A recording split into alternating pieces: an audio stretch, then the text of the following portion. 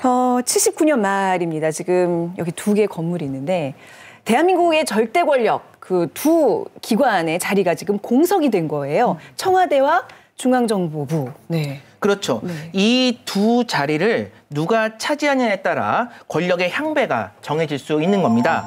그래서 1979년 12월에 최규하 대통령이 이제 취임을 하면서 1년 안에 개헌을 하고 그리고 다음 정권으로 권력을 이양하겠다고 약속을 합니다. 그래서 이제 이것을 시발로 해서 당시 가장 큰 지지를 얻고 있었던 김영삼, 김대중, 김종필 이 3김이 이제 활발한 정치 행보에 나서면서 본격적인 대권 레이스가 시작되는 거죠. 네. 그런데 이제 결과는 K 공작 계획을 추진했던 네.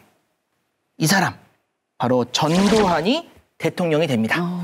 네. K 공작이라는 말 자체가 뭔가 약간 음모의 냄새가 조금 나는 것 같다는 생각 좀 하기도 하고요. 혹시 이 3김 모두 K가 들어가잖아요. 네. 그래서 이 K 공작이 혹시 이 3김을 제거하는 공작 뭐 그런 거 아니었을까요? 있네요. 아니면 그 정말 왜 K 방역처럼 해외가 인정하는 아주 끝내주는 멋진 공작이라고 코리아 K 공작. 3김의 K라는 얘기도 있고 또 코리아의 K라는 얘기도 있는데 네. 실제로는 킹의 K로 이제 많이 알려져 있고요. 이것이 이제 유력한 설이라고 할 수 있습니다. K 공작 계획이라고 하는 것은 절대 권력이 사라진 무주공산 대한민국에서 이 대권을 차지하기 위해서 전두환이 얼마나 은밀하고 또 치밀하게 계획을 했는지 보여주는 네. 가장 중요하면서도 결정적인 사례다. 이렇게 말씀드릴 수 있습니다. 네. 그러니까 이제 전두환의 그 수면 야욕을 보여주는 그 결정적인 행보들을 오늘 볼 수 있다는 얘기예요. 네. 네, 그래서 네. 이 내용들은 방송 내내 조금씩 차차 말씀드리도록 하겠습니다. 알겠습니다. 방송 내내 네. 절대 채널을 돌리시면 안 된다는 얘기죠. 네. 자, 본격적으로 이야기하기 전에 오늘 스튜디오에 새로운 얼굴이 등장했습니다. 서울 옥정중학교의 이상석 선생님, 역사 선생님이시죠? 안녕하세요. 네, 안녕하세요. 반갑습니다. 예. 분위기 너무 좋아요, 선생님 오시니까. 네. 굉장히 떨리네요. 네. 이렇게 방송 맨 처음에 나오신 분들 보면은 막 떨린다 이런 말씀들 많이 하시는데 네. 너무 진부해 막 이렇게 생각을 했다가 네네. 정말 떨리네요. 네. 조금 나이는 들어 보이지만 중학생 제자다 생각하시고 좀 잘 부탁드릴게요. 중년 학생들. 중년 학생들. 네. 작년에도 네. 이 그 역사전을 그날의 내용을 가지고 네. 수업도 했고요. 시험제로 출제도 했어요. 그럼 네. 오늘은 당연히 내야죠. 네. 잘 보고 있니 얘들아? 네. 네. 아니 저는 제 아이가 중학생이라서 이제 네. 이렇게 방송 전에 물어봐요. 너 이런 거 아니는데 이 시기를 하나도 모르더라고요. 중학교에서 안 다루나 보죠, 이 과정을. 근데 실제로 네. 저희도 그렇게 많이 배우지 않았던 것 같아요. 고등학교 교과서에서는 이 시기를 거의 한 반 페이지 정도 그리고 중학교에서는 한두 줄 정도로 소략해서 소개하고 있는 게 지금 현재 상황인데요. 네. 사실은 저는 이 부분을 조금 부각해서 수업을 하고 있습니다. 네. 왜냐하면은 박정희 정권이랑 전두환 정권을 이렇게 연결해 줄 수 있는 그렇죠. 중요한 시기거든요. 네. 그러니까 군부가 끝났는데 왜 또 군부냐?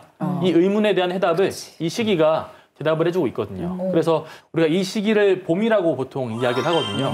그래서 혹시 뭐 다니엘 씨나 뭐 이시원 씨 같은 경우에 이 프라하의 봄이나 아니면 아랍의 봄 뭐 이런 용어에 대해서 들어본 적이 있으신가요?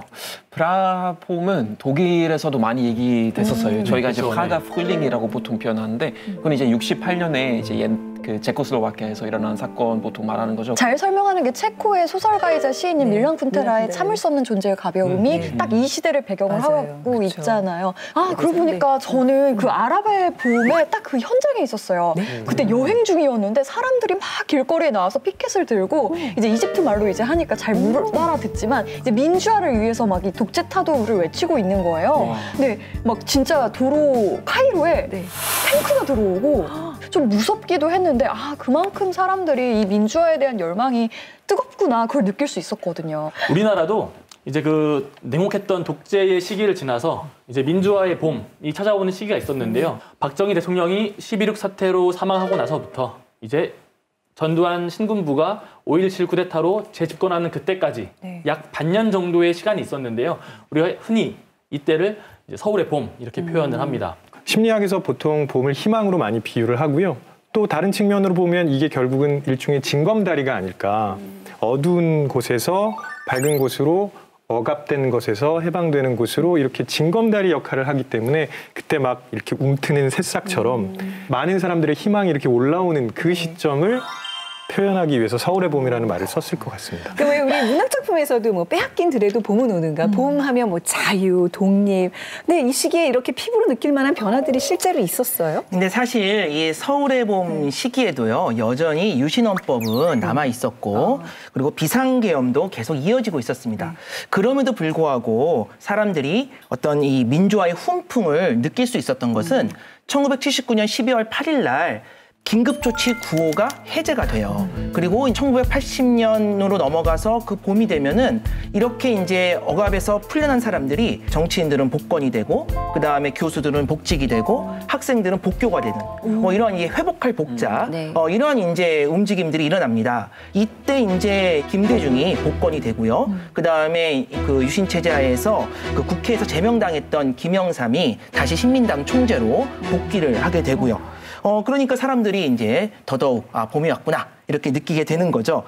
복권, 복직, 복교 이 복이 뭐 회복할 복이지만 사람들이 느끼기에는 복이 막 쏟아지는구나 이렇게 느꼈을 것 같아요.